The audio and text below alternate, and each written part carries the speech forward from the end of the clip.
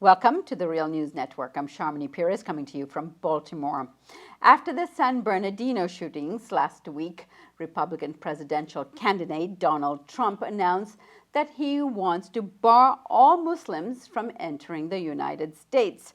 This comes after his statement about how if he becomes president, he would require Muslim Americans to carry ID cards. Let's have a look at what he had to say. Donald J. Trump is calling for a total and complete shutdown of Muslims entering the United States until our country's representatives can figure out what the hell is going on. These remarks instigated a fierce backlash against Trump when everyone from Hillary Clinton to the entire Congress castigated him for his comments, led by House Speaker Paul Ryan. They felt his comments did not reflect American values. Oh, but does it? In fact, it might even be reinforced by policy. That's the question we'll take up with our next guest, Arun Kundnani. Arun is joining us from New York, and he's the author of The Muslims Are Coming: Islamophobia, Extremism, and the Domestic War on Terror. Arun is a lecturer at New York University. His articles include The Belief System of Islamophobia. Have a look. We'll put a link up on our site to some of his work. Arun, thank you so much for joining us. Thank you very much for having me. So Arun, just recently on CNN in a discussion, you said what Donald Trump is doing is making explicit what already is implicit in policy in this country. What did you mean by that? Well, if you look at the rhetoric of Trump, it corresponds to many policies that have already been in place for some time. After 9/11, we already rounded up thousands of Muslims within the United States and deported them simply because they are Muslim. We already have put every mosque in New York City under surveillance by the New York Police Department simply because they are mosques. You already had politicians across the board asking that no Syrian should be able to come as a refugee just because they were from Syria. We already had 1.2 million people on the terrorism watch list. So, you know, I think for the mainstream political culture, denouncing Trump as somehow saying stuff that is beyond the pale for the mainstream isn't quite right. He's not an outlier. What he's doing is, as I said, just making explicit what has already been implicit in our mainstream political culture. He is a symptom of a widespread problem of Islamophobia. And reinforced by the applause he gets right after he makes that statement.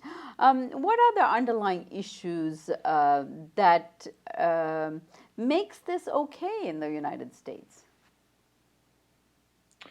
Well, I think we have been sold a story by so-called experts now for 20 years, which is that there is some kind of inherent connection between Islam and terrorism. And, that argument is made in many different ways. But essentially, it boils down to that claim, and the claim is obviously false. And so we have created a new kind of racism in the United States, directed at Muslims. It comes out of obviously a much longer history of racism in the United States.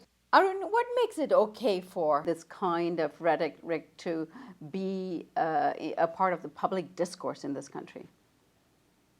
Well, a number of things. I mean, firstly, if you look at liberal political discourse as well here, we have seen this kind of spectacle over the last few days of mainstream politicians denouncing Trump as if he is the only example of Islamophobia in US political culture. Well, really, the message coming from people like Hillary Clinton or someone like Ted Cruz is Trump. The sin of Donald Trump is to actually say outright stuff that they have been implementing for some time. We already have all these policies in place. So I think the liberal side of the political spectrum has its own responsibility here. The Democratic Party, the Obama administration. Look at the way in which most liberals have actually criticized Trump in the last few days. What they've said is, don't say that because that stuff plays badly in the Middle East, and so it doesn't help because it means that we'll have more terrorism, right? So it's an entirely pragmatic argument rather than an argument on principle that we oppose racism. And the pragmatic argument kind of plays into Trump's narrative because what it's doing is assuming that if someone in America just says the wrong thing, suddenly a whole load of new terrorists are going to exist in the Middle East, which is exactly feeding Trump's narrative of scary Muslims, right? So I think that this is a very broad problem that has been enabled across the political spectrum.